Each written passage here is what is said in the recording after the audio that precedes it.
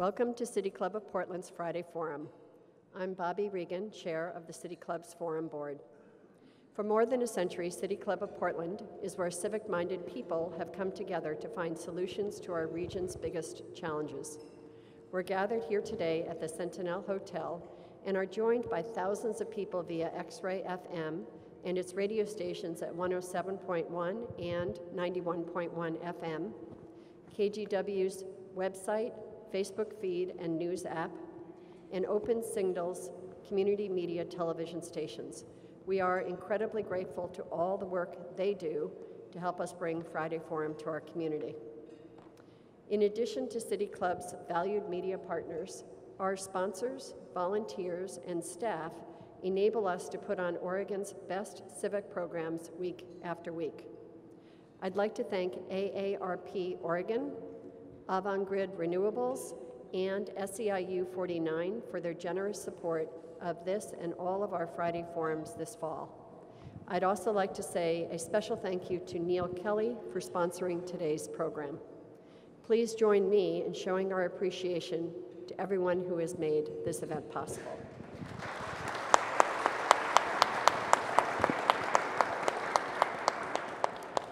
Today, we are here to talk about statewide Measure 105. If it passes, this measure will make communities throughout Oregon less welcoming and less safe for everyone, and especially for people of color. Joining us today are Stephen Manning, an attorney and founding partner at the Immigration Law Group. He's also the founder and director of the Innovation Law Lab, a nonprofit that combines technology and litigation to create next-generation activism against the mass incarceration of refugees and immigrants. Mr. Manning is an adjunct professor of law at Lewis and Clark Law School and is a former commissioner for the City of Portland's Human Rights Commission. Sheriff Mike REESE was raised right here in Portland and attended Roosevelt High School, Mount Hood Community College, and Portland State University, where he earned Bachelor of Science and Master's degrees.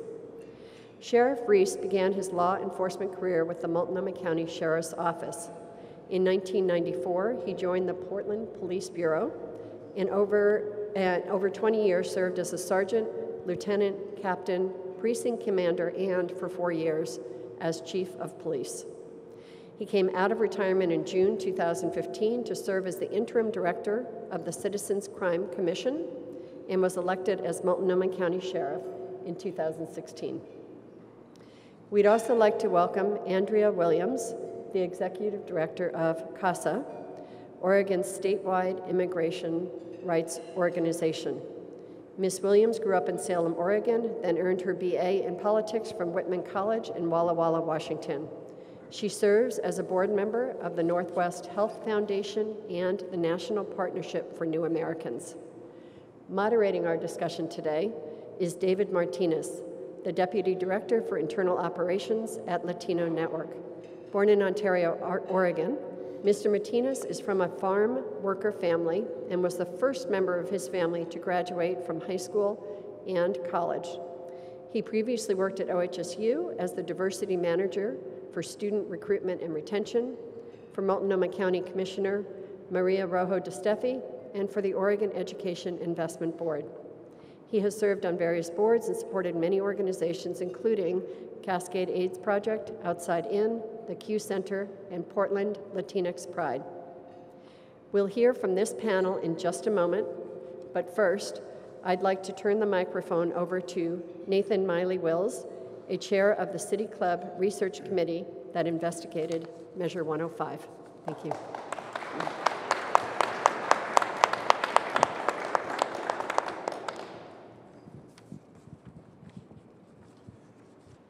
Thank you all for being here to talk about Measure 105 and the effect it will have on our communities if it passes. Measure 105 seeks to undo a law that has served Oregon well for more than 30 years.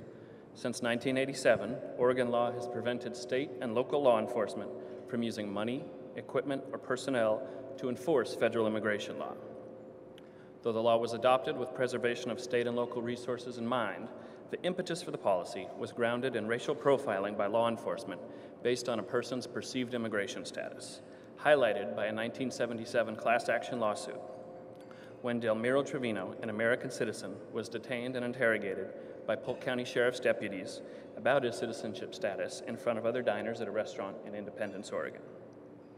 A yes vote on Measure 105 would repeal ORS 181A820, which has come to be known as Oregon's sanctuary statute. A no vote would maintain the existing law. The text of the measure does not include the word sanctuary, however, and it should not be inferred that the current law creates safe zones where federal immigration enforcement actions cannot occur. Furthermore, it's important to note that current law does not protect undocumented persons accused of other violations of law besides federal immigration law.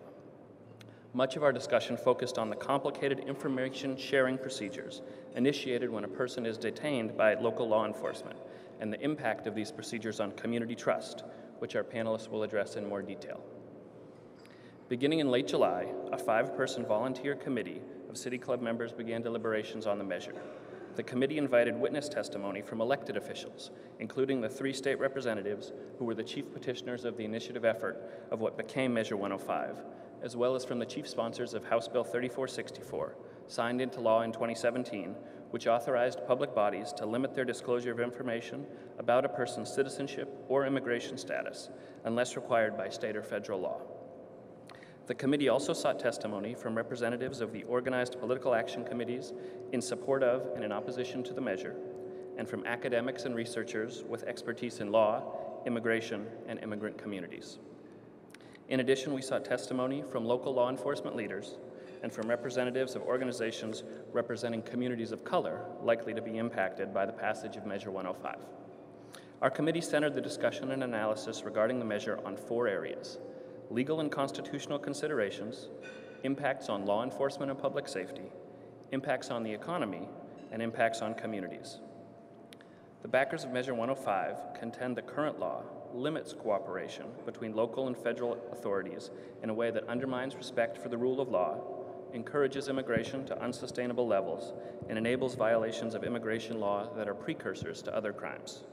Opponents counter that the law provides important protections against racial profiling, strengthens trust in local law enforcement by maintaining immigration enforcement as a federal responsibility, and makes the state a more inclusive place for all.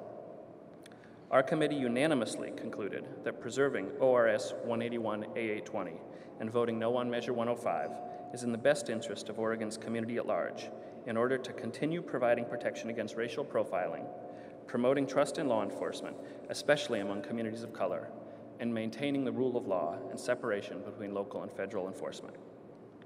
95% of City Club members who voted in August agreed with our findings and voted to adopt the committee's conclusions. Thank you to the City Club, the Research Board, the Board of Governors, and all of our fellow members for enabling us to do this research and for your support along the way. Now it's my great pleasure to turn the stage over to David Martinez and the panelists for today's program. Nathan, thank you so much, and thank you to the Research Committee for all their work. It's a pleasure to be here and to be on this stage with our panelists.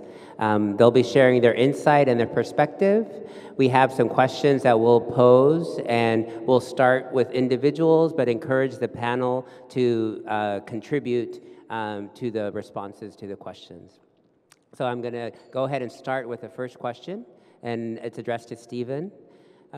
In our organization, we have seen many community members express their confusion around what sanctuary means and does not mean. Could you clarify what the current law is and what some of the confusion has been out there? Great, thank you, David. So it's a great question. And I will say that when I first began doing research and writing on this issue, I tried very, very hard to avoid calling the Oregon statute a sanctuary statute, because I thought it introduced unclarity. I thought it introduced frames and narrative that I just didn't think was there. But I've come around, after doing a lot of talking, I've come around to, I'm not embracing the term yet, but I'm okay with it. When I research or write, when I do my research and writing or the litigation on 181, I tend to think of it as a disentanglement statute, which is like not a great public way to talk about it. And what that means to me is that whenever Oregon local resources got involved in immigration enforcement, it became very constitutionally risky behavior because it always ended up engaging in racial profiling. And what 181 does is it disentangles their local resources from the federal deportation apparatus. And I think that's a good thing, and I think that's okay to do because one, it draws clear lines of accountability. So it separates out a federal deportation system from our criminal justice system. It also aligns political accountabilities so that we know who the actors are and where to address our concerns if we want to seek redress. And so disentanglement gets to me, it seems to me, what the Oregon law is about.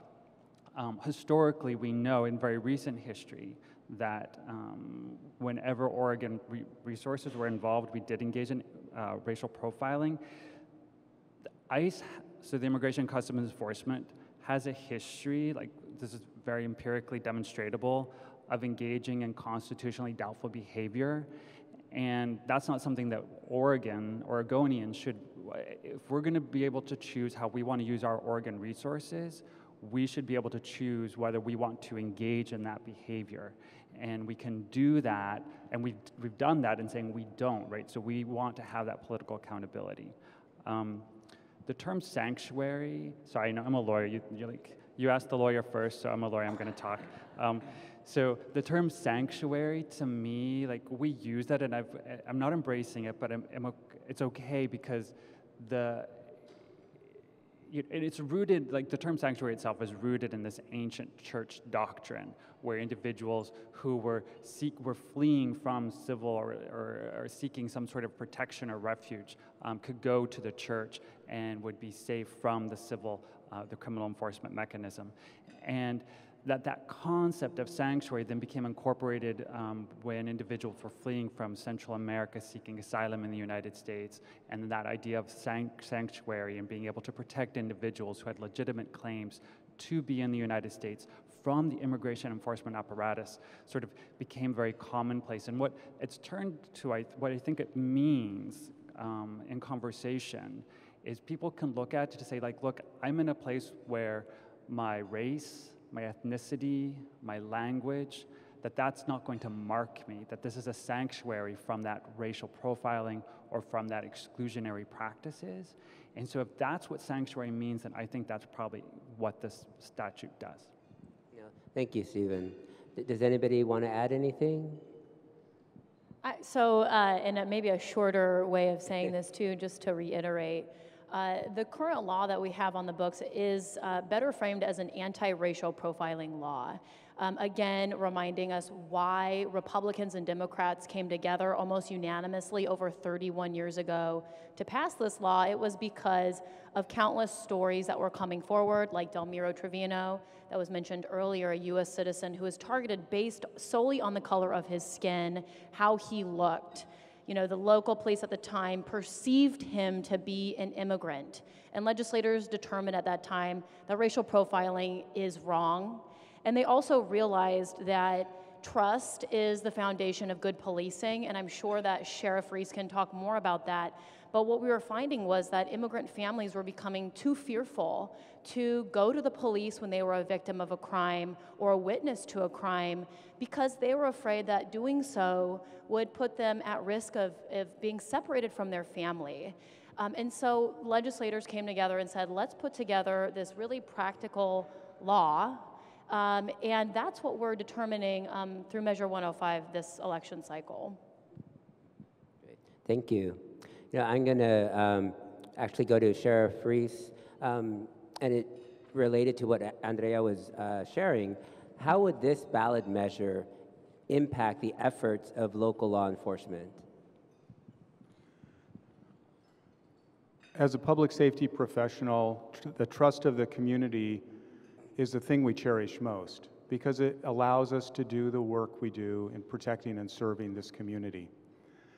Trust is perishable. It's something we have to work on every day. In the 28 years I've been serving this community as a public safety police officer, that current Oregon law has given us really clear guidelines on what we should do and what we shouldn't do. My greatest fear is that we're going to take a step back. We're going to lose the trust of immigrant communities that we've worked so hard to build. And once that trust is lost, it's hard to get back.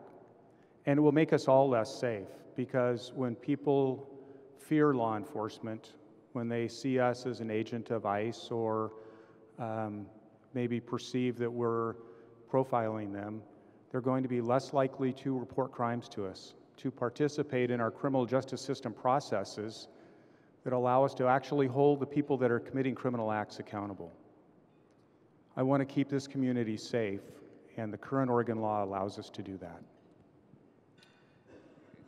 Can I comment on that? So one, I want to thank Sheriff Reese for throughout this entire sort of inclusionary debate we've been having in Oregon. You've had a very principled stance, and I really want to publicly say thank you for that at every stage of your career. So thank you. I also think when we talk about the impact on communities, the impact on the immigrant community will be very stark, particularly immigrant communities of color, but it also impacts every member, particularly all members of communities of color, because what we saw in the origins of the statute was actually targeted at someone who was not an immigrant, someone who was a citizen. And we've seen that time again. We've seen that play out in Washington County. In the work that I do, we see it play out all the time, that we use race and ethnicity as a marker for immigration. And because the immigration power is beyond local control and is actually very, a lot would say that it exists outside the constitutional framework itself, that because of that, it's very amenable to distortion. And so as a result, we can sometimes use the immigration power to engage in things that we could not otherwise engage in under local law. So. Yeah, I wonder, in terms of that same theme, right now we're sort of in this ballot measure fight. What is the environment right now with community? We haven't made a decision yet, but has community felt unsafe with just having this been brought up? Andrea, I don't know if you can comment. Well, I think since the elections of 2016, the fear in our immigrant communities has skyrocketed. I think many of us already know about that. Places like Woodburn, Oregon became ghost towns after there were recent raids conducted in our communities. While this ballot measure, while this law actually won't address the frustration we have about the lack of action happening at the national level around immigration, taking it away will add to that fear. It will add to the confusion in the community about where can they go? Can they continue to take their kids to school without fear of being deported? Can they interact with everyday systems in our communities, courthouses, doctor's appointments? I think it'll just compound the fear that people are already having. If Oregonians vote no on Measure 105 this election, I think it will send a huge message of who we are as Oregonians. And we'll send a strong message to immigrant families that have lived here for so long in our state, that we care about you, that we think it's important that you have access to your local law enforcement. And so I think it's important that we overwhelmingly vote no on 105 to send a strong message of welcoming to our immigrant neighbors. Does anybody else want to comment? Or applaud? Well, Andrea, you touched about it in terms of what it says about Oregon. In the national political context, what is this ballot measure? How does this fit in this national political context? Yeah, and again, every day, I'm sure, David, you deal with this at Latino Network as well. We get calls every day of people, volunteers, their parents, their kids being detained and being deported to countries that they haven't been to in decades, places that aren't safe for them any longer. And last year around this time, we saw DACA repealed for our dreamers. I think we all understand the anti-immigrant national environment that we're currently up against, that's even making forms of legal immigration even more restrictive. In fact, even US citizens are having problems getting access to their passports in certain places of the nation. So, you know, it's a horrible environment for us nationally, but for us, this ballot measure lies within that context, but again, it's more about who we are as a state. What do we value? It's our opportunity to stand up as Oregonians and say no to 105 because we care about communities of color in our state who could be targeted by this. We care about our immigrant families. We care about our entire community, and we believe in fairness. And so for me, it lives within the national context, but at the same time, it is our opportunity to say who we really are as a state. Thank you. I'm going to move back to Stephen. And Stephen, what steps are currently being taken to ensure that our current laws protecting state resources from being used for immigration enforcement are being respected? There's probably three sort of channels of sort of accountability, I would say. So one, I think through public leadership. For example, Sheriff REESE is very public and principled leadership on this issue, has really galvanized other individuals to become engaged at our elected levels. We have movement in the House, in the Oregon legislature, with House Bill 3464, other similar measures on local and state, on the local level.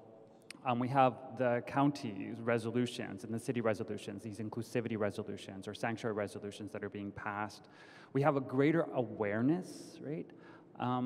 We're also enforcing it through litigation for individuals who have not yet paid attention to the statute, and that litigation is also creating an accountability loop.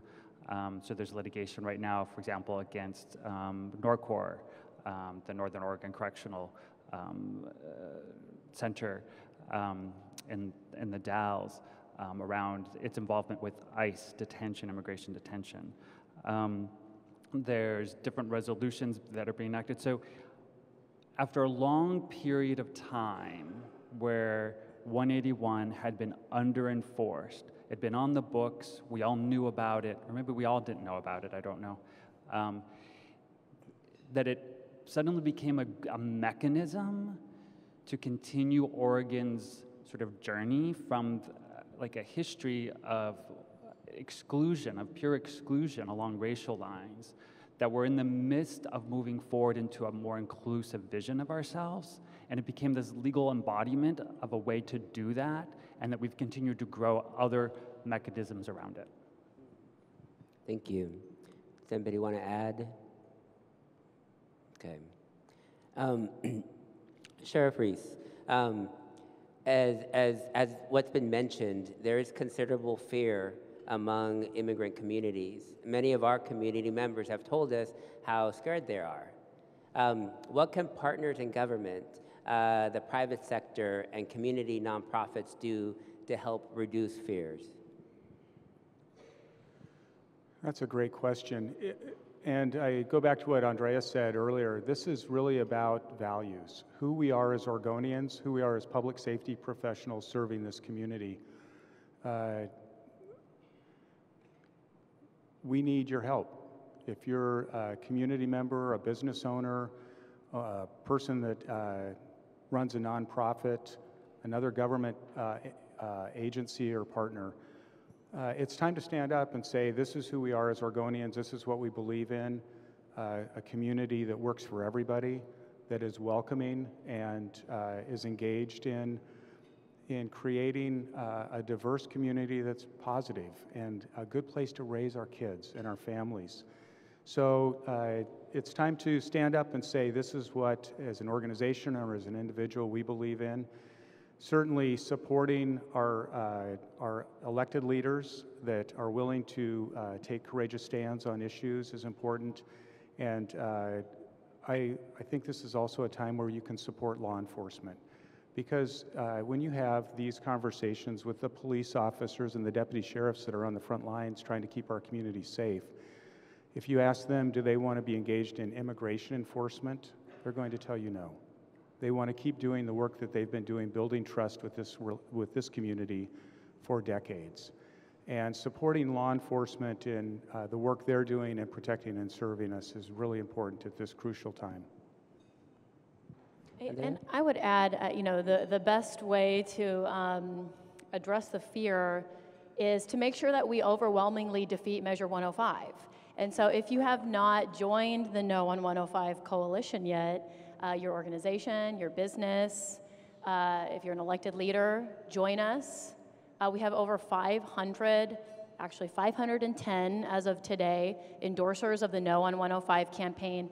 And that includes law enforcement leaders like Sheriff Reese, but many others, district attorneys, retired chiefs of police from across the state. We've got local labor unions like the AFL-CIO and SCIU and many others. We've got civil rights groups like ACLU. And we've got a bunch of other organizations, 510, that's a lot, from across the state. And so we're asking people, now's the time. Now's the time to show your support if you have not already, to show what you really stand for, No on 105. Then I would just also add, beyond the measure, you know, I would say that we've made a lot of really exciting progress here locally in the state of Oregon on immigration issues. Right? Obviously, we need to defeat Measure 105. That is the number one thing, the number one way that we can address increased fear in our immigrant communities. But places like the city of Portland and Multnomah County are taking courageous actions, and they're putting public funding towards making sure that low-income families going through deportation have access to legal representation. And that is you know, something that Stephen Manning has really been a part of as well. But we're passing other local policies at the state, local level that's really increasing our inclusivity, our inclusion of immigrant families. But I'm afraid that that's going to become much harder to do in the future if we don't resoundingly reject 105 this election. Thank you.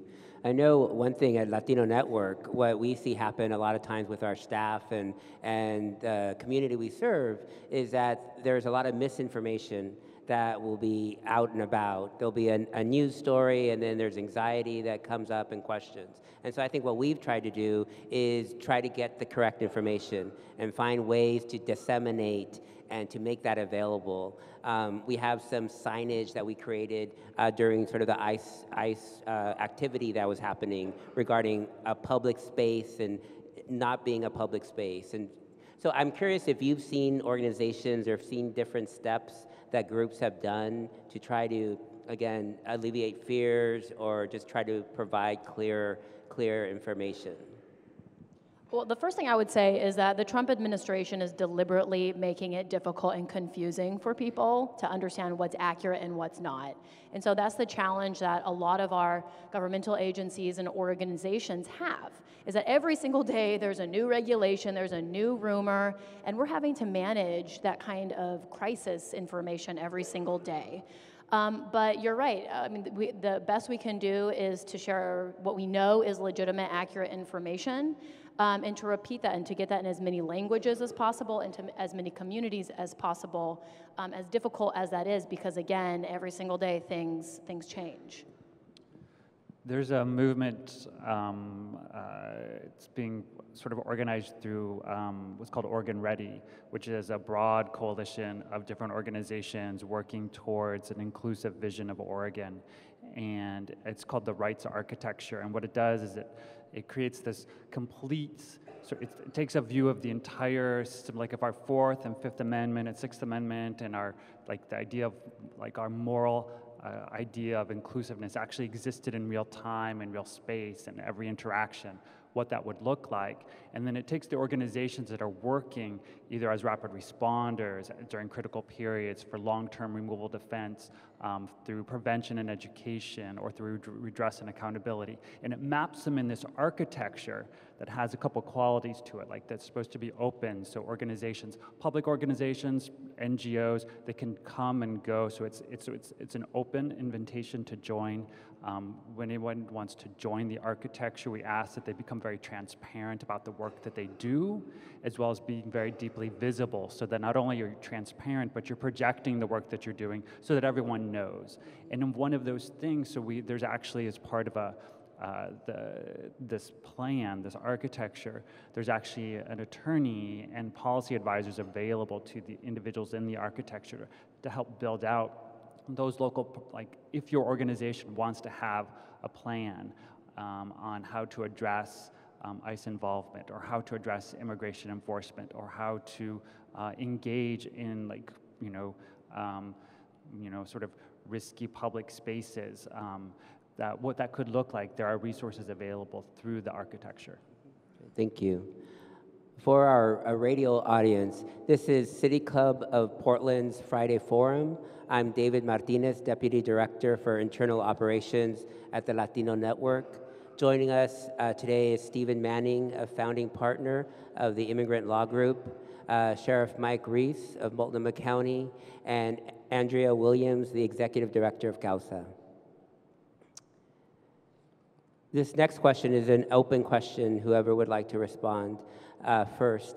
How is it that allies can help build political power in immigrant communities? So I would say that's a long-term goal, and that there's a lot of organizations in our communities that are currently trying to build political power for immigrant communities and communities of color. And so I would say, groups like APANO, PCUN, the Farm Worker Union, Latino Networks included, a variety of organizations are registering voters, those who are eligible, turning out voters, and making sure that their voices are heard. And so I would say get involved in those efforts. One way is to get involved in Measure 105 as well. And it is important that, communities of color make up about 20% of Oregon, and there's, a lot of efforts that we need to do to make sure that those voters are engaged in elections just as much as we engage any other Oregonian in the election cycle. So it's after after family separation, sort of like the Trump administration launched this thing, right, to like pull children from their parents, and there was, and then these asylum-seeking men ended up at the Sheridan Federal Detention Center, and there were attacks on courts and lawyers and judges, and so it wasn't just directly at immigrant communities anymore per se, but suddenly it was at all of the allies around immigrant communities, and sort of became, for me, in a lot of ways, very personal. But it also became like, oh, we're actually kind of tearing apart the concept of what I think is the rule of law, and really moving towards this other space of like rule by power or rule by monarchy, like because someone says something, that's true, and that's actually not the way it is.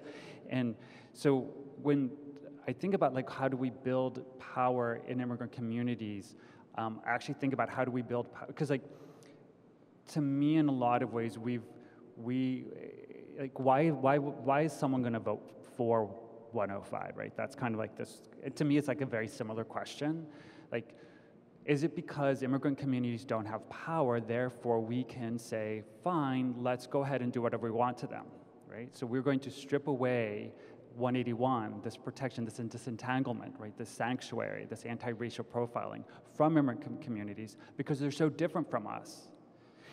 And to me, that, like to have mass incarceration and mass deportation, you need three things. You need the apparatus of, the actual apparatus of incarceration. You need to eliminate courts, right? Because you can't actually do this if you have process, right? And you have to build pathways to stigmatization. So you have to believe that people are different. Because it's really, really hard to say that I'm going to, if I think Sheriff REESE is exactly like me, I'm going to have, it's really hard for me to treat him differently. It's really hard for me to separate, like take his children away. Really hard for me to put him in custody without giving him access to a court, or to say that he's not entitled to that I'm not going to protect him under our laws, right? But I can treat him differently. Not that I would, but I can treat him differently as soon as I begin to stigmatize him or create these pathways, right? And so building power in immigrant communities, particularly among allies, I think is also about creating, creating pathways to inclusion. I know that probably doesn't make a lot of sense, but it's like in Oregon right now, every time because we've taken away people's ability to have a license or an ID, right? I think that's a stigmatization law, right? So every time someone wants to go to the supermarket or to the bank, or just to kind of live a life that's normal and otherwise exactly like mine, they have to say, oh, you know what, I don't have ID because I'm different than you. And that's this branding that we're putting on them. And to me, we need to begin reversing those things, and that's how we build power in immigrant communities. Okay, thank you. I guess, Stephen, you touched on this, but I want to ask it more intentionally for the entire panel. Why do you think proponents of this ballot measure support it, and why do you disagree?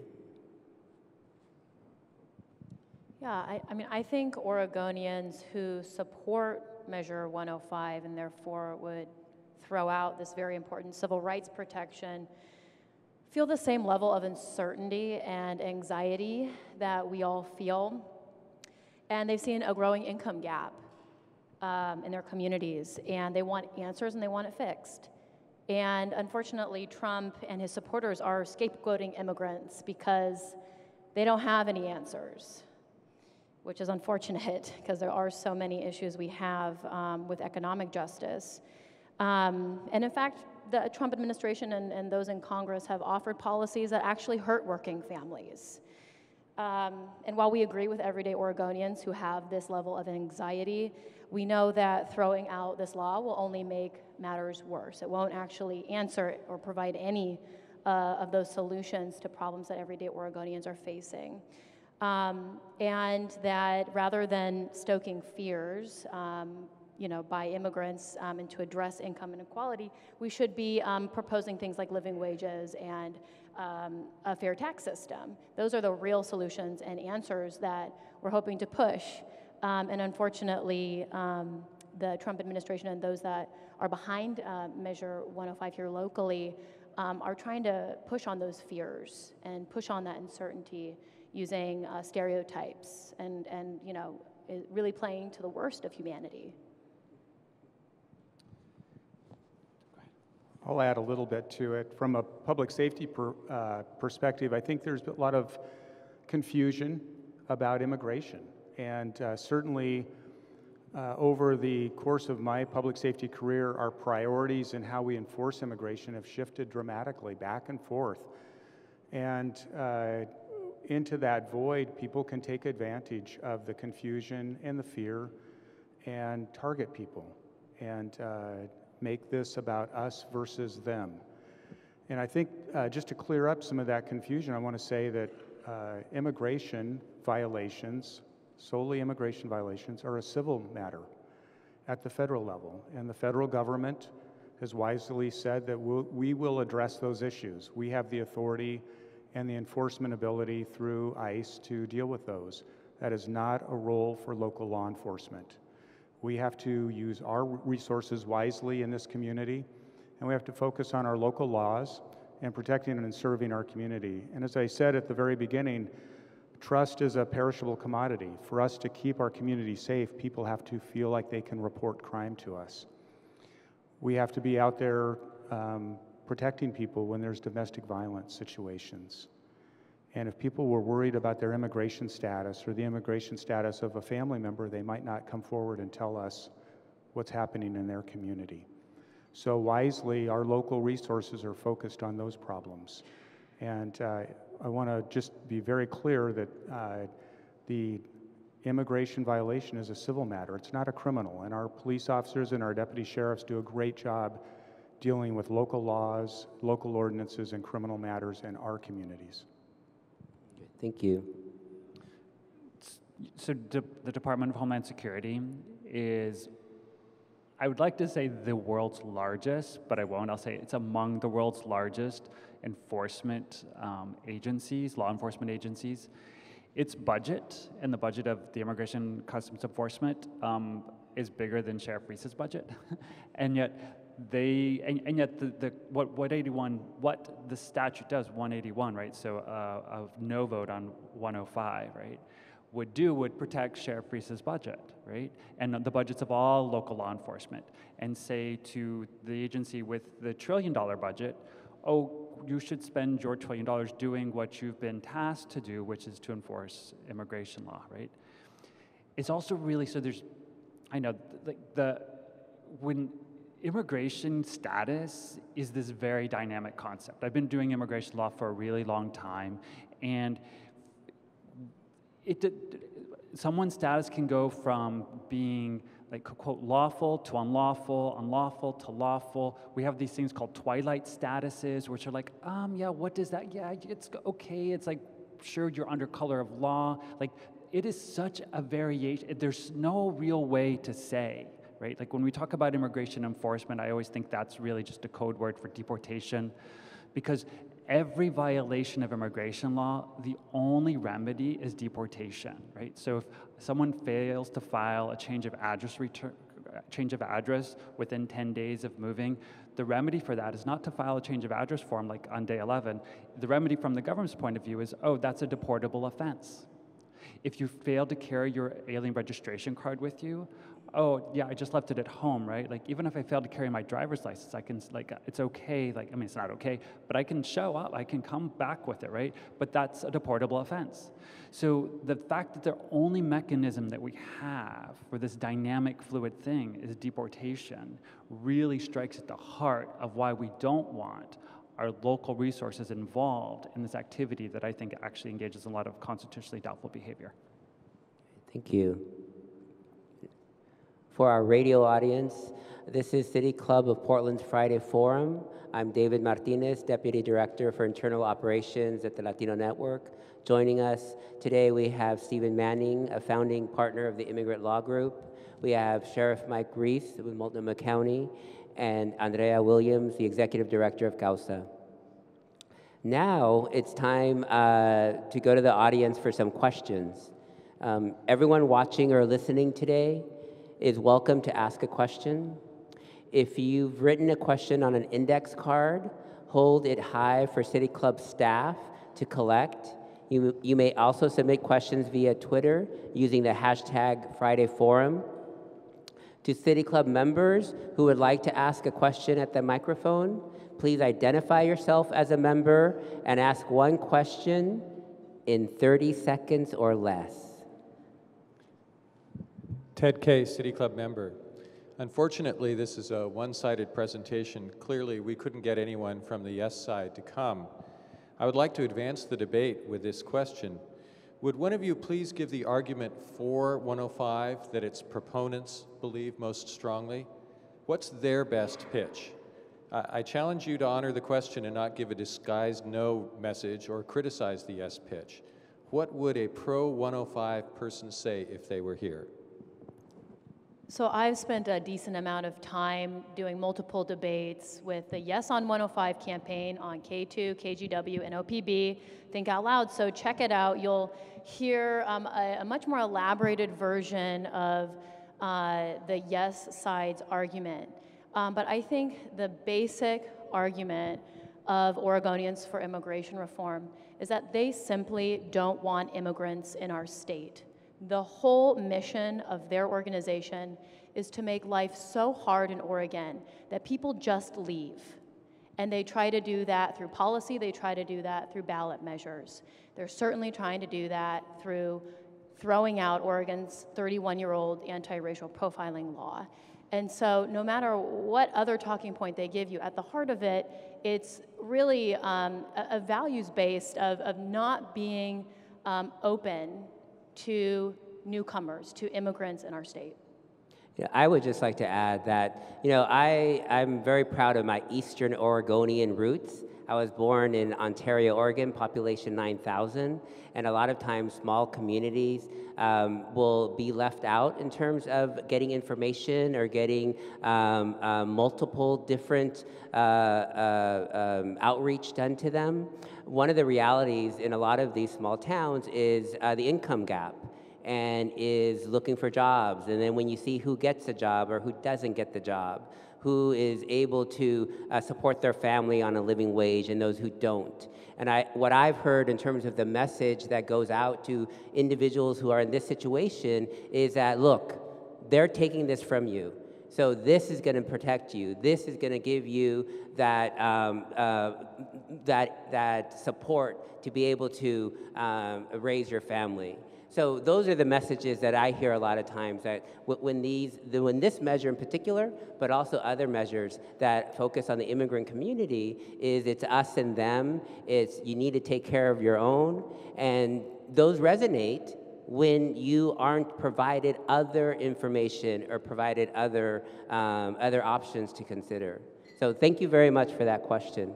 And we'll go to the next one. My name's John, I'm a City Club member. Appreciate you guys all being here. I guess my question, first I just wanted to make a quick comment about white nationalism and how many white nationalists there are within the Oregonians for Immigration Reform.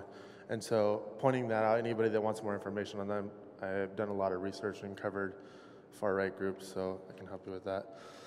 My question is in commenting on immigration and customs enforcement and the lack of accountability they have, and how abuse, physical and sexual, is systemic within the federal law enforcement. I wondered if anybody had some information or had comments on what they've seen there as far as the problems within Immigrations and Customs Enforcement, and then also if you're familiar with the rule about the 100 miles from the border and how they have more leeway on what they can do, if y'all are familiar with that, and how that applies to us on the coast. Does someone want to? So on the first question, there's definitely, so I would commend you to the article that The Atlantic recently, it was their their cover article is called How ICE Went Rogue. And it does a very, it paints a very useful, descriptive, and provides a very useful analysis of some of the internal dynamics that take place inside immigration and customs enforcement. ICE both at a national level, because of a lot of structural choices that were made in terms of accountability loops, in terms of authority, how authority is dispensed, how information is channeled throughout the organization. So I think that could probably be the best way to answer that first question. On the second question, there's, essentially there's, I can't remember the year right now, it says 2002 might be the year. So there was a statute that was passed in 1996 called the Illegal Immigration Reform and Immigrant Accountability Act, or IRA. And as part of that, it created this provision, Section 235B, which allows for expedited removal. So these rapid removals without court or judicial review. So there's no fact review, no court review. And essentially, if Andrea and I both worked for ICE, and we were within the zone, right, and I'll talk about the zone in a second, if we're in the zone, we could both agree that Sheriff REESE should be deported, and that there wouldn't be any sort of review over that. And what that statute is limited right now to 100 linear miles from the continental, the exterior, land base of the United States, and is only applied to individuals who are unable to prove to our satisfaction, Andrea and I, ICE's satisfaction, that individual has been in the country for less than 14 days. And then you can apply this expedited removal. And so as a result, within this zone, which about 80% of all of the population of the United States lives in, there are lesser Fourth Amendment and Fifth Amendment rights when there's immigration enforcement taking place against anybody. Hello, my name is Gabriela Bermudez. I'm a City Club member. Given the fraught relationship between vulnerable populations and law enforcement agencies, what are some concrete steps that law enforcement agencies can take to elevate immigrant voices and improve the relationship with vulnerable communities? Thank you. Thank you. That's a really good question. And it's something that dawned on me right after the election when we were having such a vitriolic debate at a national level, and there was so much fear in our immigrant communities here about what would happen to them. And it wasn't just immigrant communities, it was religious communities, our Muslim neighbors as well.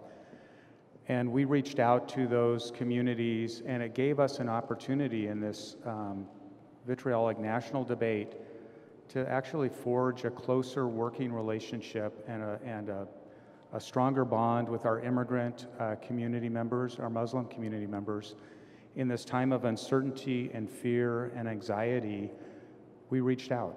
And in no small part, they embraced us. And we have a better relationship now than we did 2 years ago. Because of this national debate, our local relationship, I believe, is stronger than ever. We have to continue that. Our relationships are perishable, and immigrant communities are constantly evolving, as is our law enforcement community, and it's up to us, I believe, to reach out to those communities, to make sure that they know who we are, what we stand for, what our values are as law enforcement professionals, and to continue that dialogue. We have a question from the audience that I received, so I'm going to read the question, and whomever would like to respond. Measure 105 seems to be associated with state-sanctioned white supremacy. How do we continue to reveal that outright racism and reject it? It's a really big question. So the person that asked that question is correct. So the organizations behind this measure, Oregonians for Immigration Reform and the national organization FAIR, have been designated as hate groups by the Southern Poverty Law Center. And already newspapers and others are coming out saying that we shouldn't let a hate group decide the future of our beautiful state. And I think, it helps for us to continue to talk to people and educate people about who's really behind these efforts and talk about it in a really direct way. And I think we've been accomplishing that through the preparation work we have done through the One Oregon Coalition, as well as through the No on 105 campaign. Hi, we see a correlation of the mindset of the anti-immigrant viewpoint as extending also to anti-Muslim and anti-Black and also anti-Jewish. It's made it easier to discriminate against all non-WASP, white Anglo-Saxon Protestant citizens or non-citizens. How can we combat this on a more federal level, besides voting, of course? Is the best way to join NAACP or CARE, or is there a local group dedicated to all of the above ethnic groups? Well, to your last question, there's an awesome organization called Unite Oregon. The executive director there is Casey Jama. They work very closely with the Oregon chapter of CARE. And they actually have an effort about welcoming refugees and immigrants. It's uniting a cross-sector, multicultural group of people to actually weigh in at the national level against some of the really anti-refugee and anti-immigrant appointments that we're seeing happen through the Trump administration, but that have a lot of say over the direction of the agencies that direct immigrants and refugees. So I would really encourage people to get involved. It's a state-level effort, but it has national impact. And again, that's Unite Oregon. Within just a couple days after the Muslim ban went into effect, Unite Oregon actually brought a lawsuit against the administration. So it is part of the whole travel ban, Muslim ban litigation that's taking place. And so that was really, I think, very courageous leadership from Unite Oregon to do that. We have time for one more question. Thank you. My name is Meg Nemi. I'm a City Club member. And my question is, this week, many of us are focused on how important it is to believe and support survivors of sexual assault and abuse. If Measure 105 were to pass, what impact will it have on making it harder for survivors to report and prosecute their attackers?